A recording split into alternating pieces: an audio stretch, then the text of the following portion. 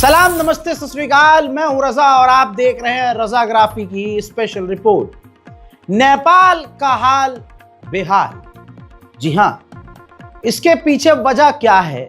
भारत का गोदी मीडिया क्योंकि अपने वालों को बचाना है तो तोड़ मरोड़ कर खबर दिखा रहा है। भारत के गोदी मीडिया ने खबर यूं चलाई कि सोशल मीडिया बैन करने की वजह से वहां युवा पागल हो गया।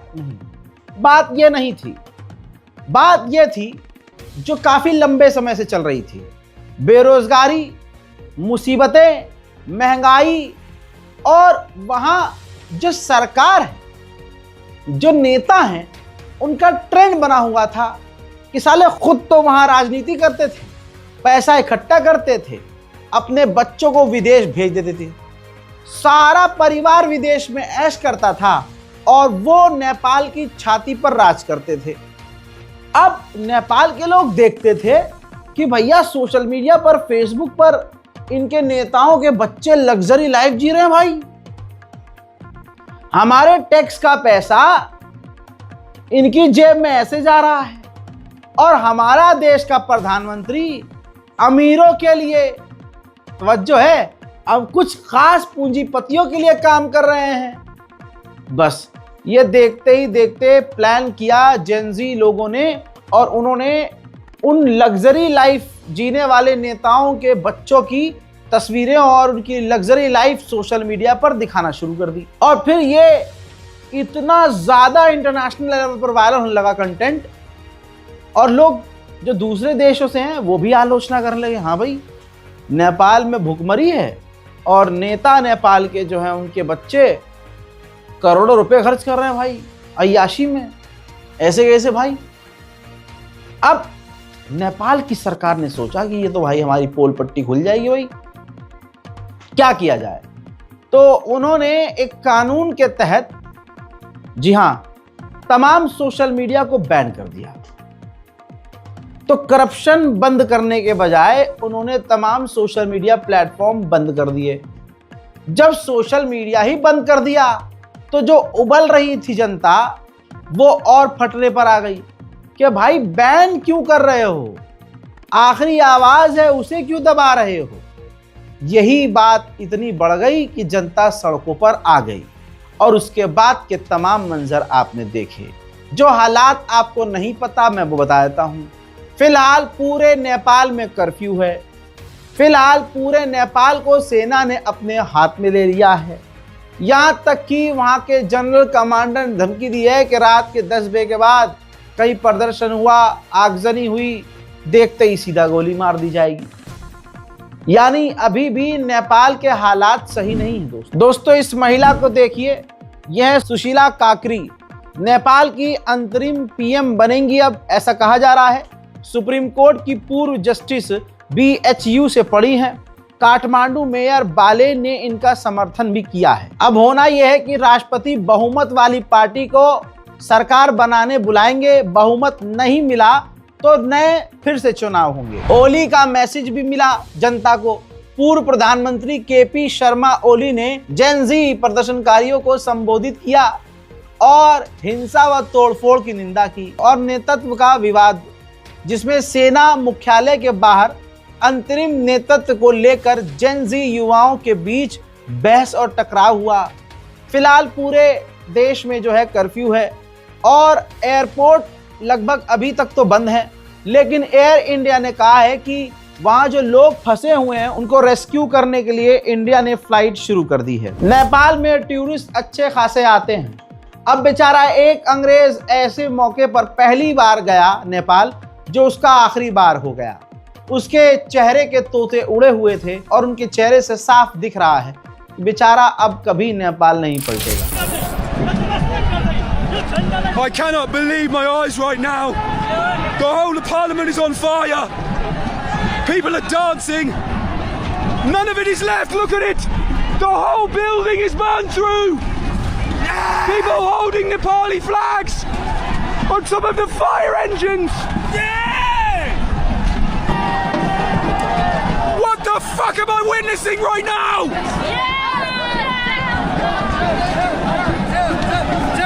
Fuck politician, fuck Kepioli!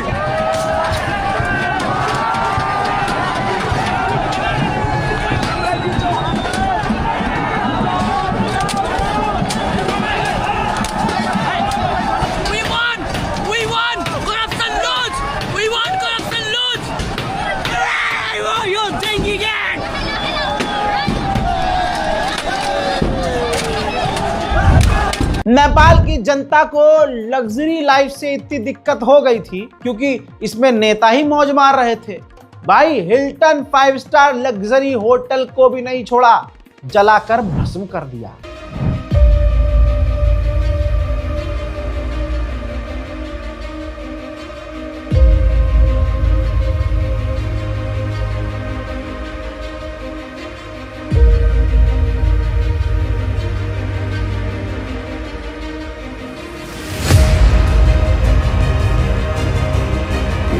अबे भैया हालात इतने खराब थे कि ये देखिए, सरकार के जो दूसरे नेता थे, सरकार के लिए काम करने वाले जो लोग थे, बाहर निकलने का मौका नहीं मिल रहा था। तो हवा से, जैसे हॉलीवुड फिल्मों में हम देखते हैं, हवा से हेलीकॉप्टर रस्सी फेंक रहा था। ये ससुरे रस्सी पर लटक के अपनी जान बचाकर वहां से भागे हैं। अभी टेंशन वाली बात अब ये आई है कि 13,500 से 14,000 जो नेपाल की जेल में कैदी थे वो भाग गए। अब दोस्तों एक मंजर आपको दिखाऊंगा, ये देखिए मंजर।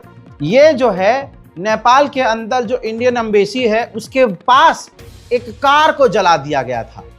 सब कुछ जलकर तबाह हो गया है। तोड़फोड़, आगजनी और जो वहां कोहराम बरपा हुआ था उसके निशान सड़कों पर देखे जा रहे हैं। नेपाल कि जेनजी से टकराना सरकार को कितना भारी पड़ा है ये आपके सामने तस्वीरों में नजर आ रहा है। उधर पार्लियामेंट को भी जलाकर राख कर दिया गया। कई परिसर जो हैं अलग अलग भस्म कर दिए। अब वहां पर नेपाल की आर्मी पहुंची है और वही सफाई कर रही है।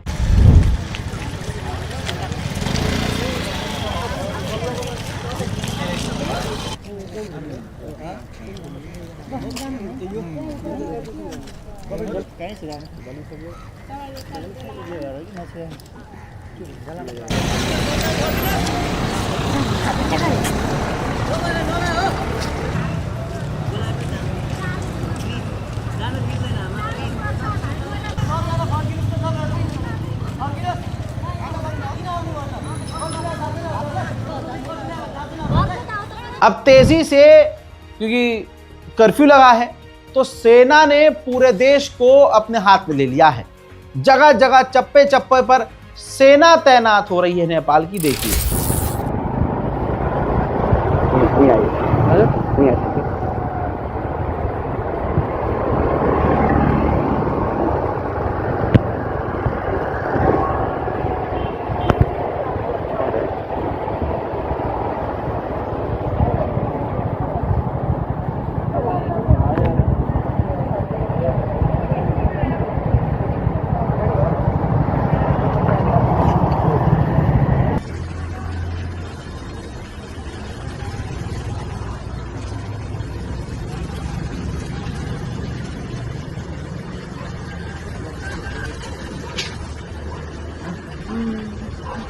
गाड़ी भी हमला आदमी।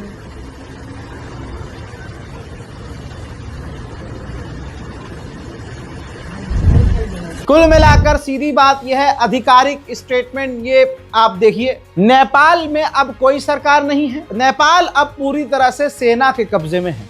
सेना इस वक्त नेपाल को कंट्रोल कर रही है। वहीं जेन जी जनरेशन अलग लेवल की भैया।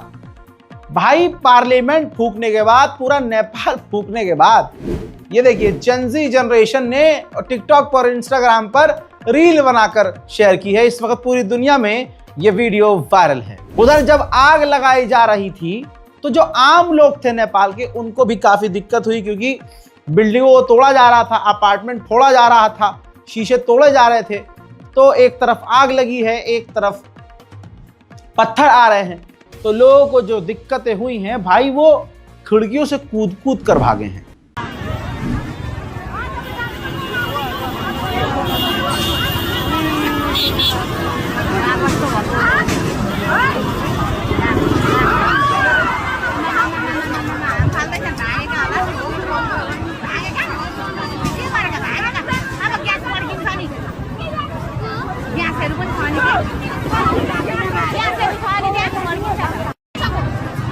हजरात मोहतरम, कई चीजें देखकर दुख भी हो रहा है। जैसे ये देखिए, मैं माजरत के साथ ब्लर कर रहा हूं थोड़ा सा। नेपाल के पूर्व प्रधानमंत्री हैं, उनकी पत्नी को मार मार कर जला दिया, मारा भी और जला भी दिया।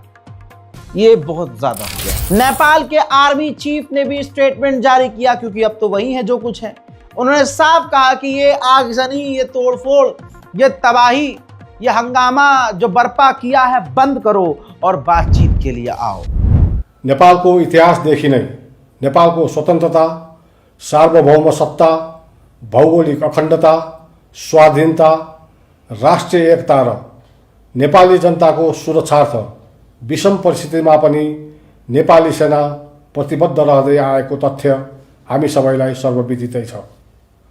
नेपालमा हाल भइरहेको आन्दोलनको क्रममा हुन पुगेको जनधनको अपूरणीय क्षतिप्रति गहिरो दुःख प्रकट गर्दै दिवंगत आत्माको चिर शान्तिको कामना गर्नुका साथै प्रदर्शनकारियों ने दफ्तरों में लूटपाट की, दफ्तर की कुर्सियां निकालकर बैठ गए, हेलमेट लगाकर मौज करने लगे। ऐसे कुछ पल भी नजर आए जिसमें साफ दिख रहा है कि नेपाल की जनता, जेनजी, अब उनको ये यकीन हो गया था कि जीत हमारी हो गई है। ये देखिए,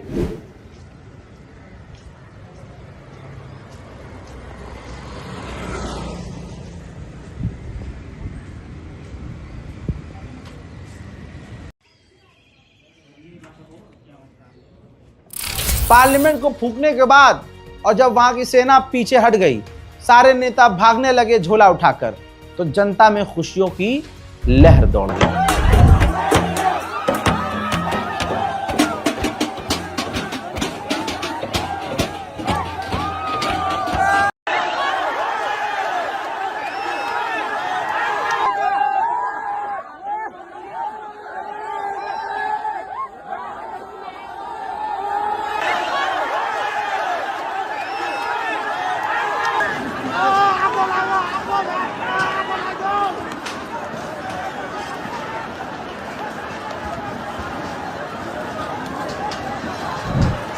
भ्रष्टाचारी सरकार को उखाड़कर फेंक देने के बाद इसी जेन जी जनरेशन ने सड़कों तक की सफाई अब शुरू कर दी है।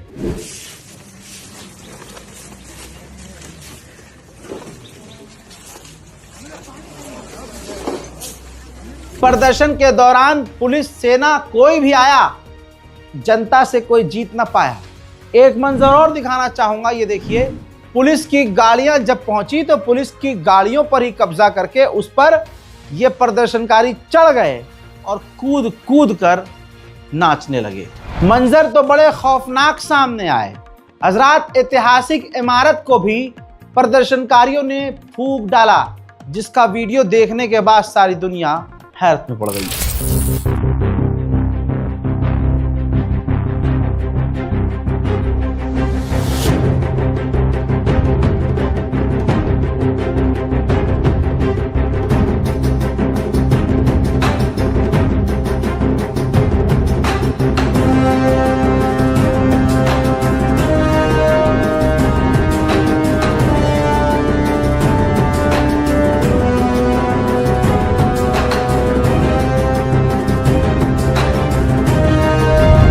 वहीं मैंने आपको बताया था कि नेपाल का एक नेता जिसे जेल से छुड़ाया है प्रदर्शनकारियों ने, अब उन्होंने भी अपील उसी वक्त कर दी, कुछ घंटे के बाद, कि मेरे नाम पर विवाद मत करो, मैं रेस में ही नहीं हूं। इनका नाम है रवि लामिछाने। इनका कहना यह है कि भैया मैं तो किसी चीज में नहीं हूं, मैं पीछे हूं, तो मेरे नाम पर दंगे फसाद ना करो। आइए अब मजेदार वाली चीज दिखाता हूं। भारत का गोदी मीडिया गणचढ़ाई करते करते कितना जलील हो चुका है कि नेपाल में भी गोदी मीडिया को पहचाना गया, और पहचान कर भाई साहब जो रेल बनाई गई है। तकलीफ मुझे इस बात की है कि पिटाई नहीं हुई, वरना ये बाल बाल रह गया, वरना इसका कचुम्बर वहां निकाल दिया जाता। गोदी मीडिया के एंकरों को अपनी औकात में वापस बहुत जल्द आना चाहिए।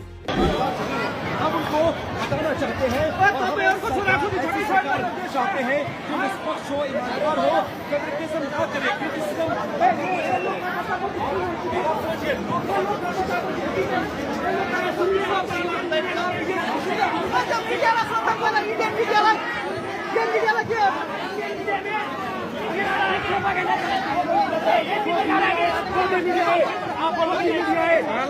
मीडिया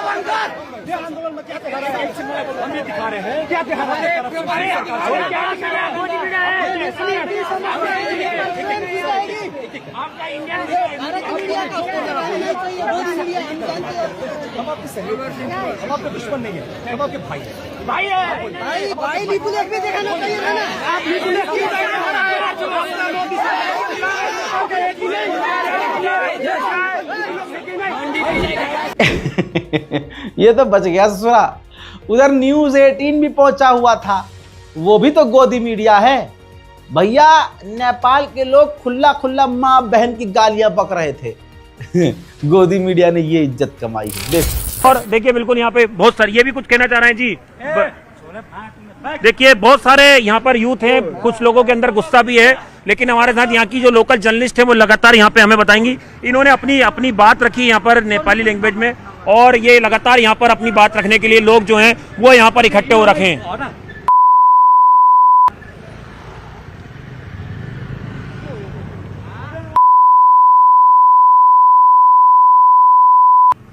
प्लीज यूर सपोर्ट में, हम आपके सपोर्ट में। I don't want to support.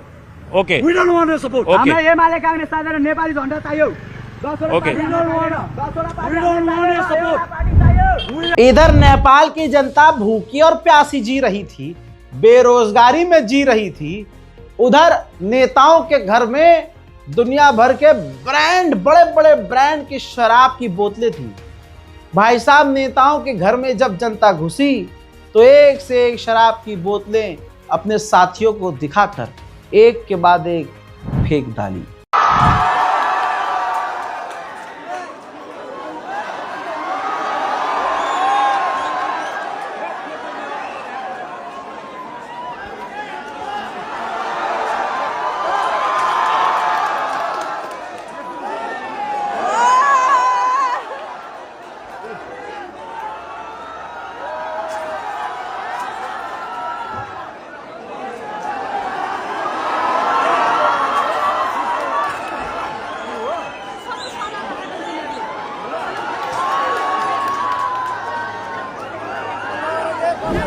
फिलहाल तो अब नेपाल में धीरे धीरे सब कुछ ठंडा हो रहा है, लेकिन नेताओं को ये सबक है। नेताओं को सोचना चाहिए। जो वहाँ का प्रधानमंत्री अभी कुछ दिन पहले अपनी पत्नी के साथ चाइना गया था और लग्जरी टूर पर था, जिंदगी क्या आलीशान थी, इसी जनता ने कुछ ही मिनट में नंगा करके बजा दिया।